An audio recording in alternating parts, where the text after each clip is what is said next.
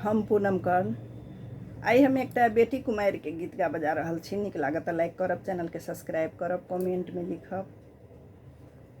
सुखी गेलै नदिया सुखिए गेलै पोखरी, सुखी गेलै निर्मल धार यो, सुखी गेलै नदिया की सुखी गेलै पोखरिया, सुखी गेलै निर्मल धार यो। बाबाजी के छतिया में अदक समाए गेला, आबे पोती रहली कुमारियो। बाबाजी के छतिया में अदक समाए गेला, आबे पोती रहली कुमारियो।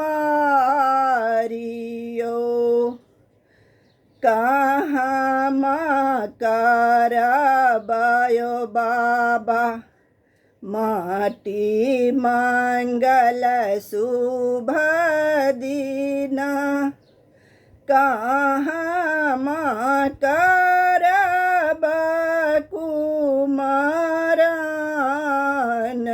यो, कहाँ करबयो बाबा माटी मंगल शुभ दिन, कहाँ करब कुमारन यो, कहाँ भरब बाबायो लग हैरा पाइन, आबे पोती रहली कुमारियो। नदिया करब पोती गे माटी मंगल शुभ दिन, पोखरी करब कुमारन, नदिया करब पोती गे माटी मंगल शुभ दिन, पोखरी करब कुमारन यो। धार भरब पोती गे लग हैरा पनिया, आब पोती होए तबियाह यो। धार भरब पोती गे लग हैरा पनिया, आब पोती होए तबियाह यो।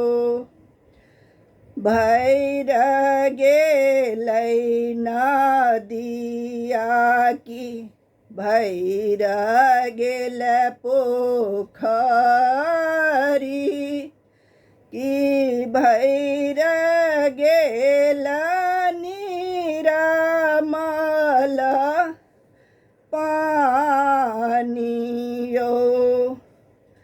भैर गेलै नदिया की भैर गेलै पोखरी की भैर गेलै निरमल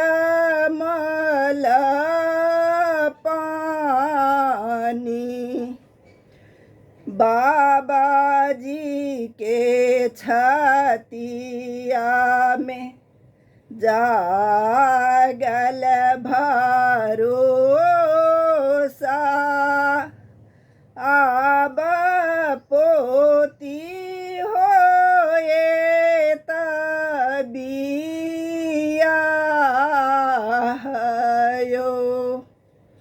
बाबाजी के छतिया में जागल भरोसा